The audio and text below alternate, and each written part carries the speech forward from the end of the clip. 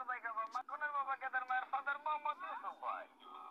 আর বডিবাগে নদীতে করে পড়ে স্যার চিংড়ি মাছের ধাক্কা খেয়ে চপলা বলে হাফ প্যান্ট খুলে গিয়েছে। খবরেতে বলা হয়েছে 315 জনের ভিতরে 150 জনকে হাসপাতালে ভর্তি করা হয়েছে। খবর বিস্তারিত। খবর পড়ছি এখন আপনাদের মাঝে একা।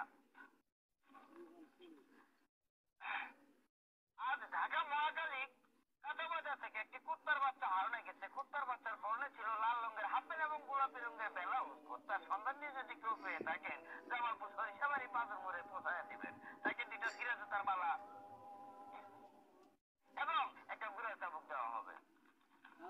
খবর করছি ঢাকা টঙ্গী বাস্তবপাড়া থেকে। টঙ্গী বাস্তবপাড়া থেকে মুরগা মুরগির মিছিল বাইরে হয়েছে। তারা বলেছে শিয়াল দেখে যদি কন্ট্রোল না রাখিতে পারে অর্ধেক মুরগা মুরগি ডিম পাড়া বন্ধ করিয়ে দিবে। খবর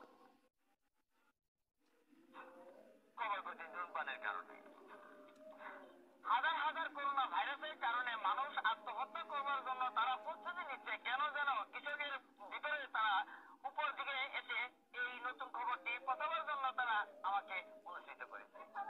খবর করছি ঢাকা টঙ্গী এয়ারপোর্ট বিমানবন্দর।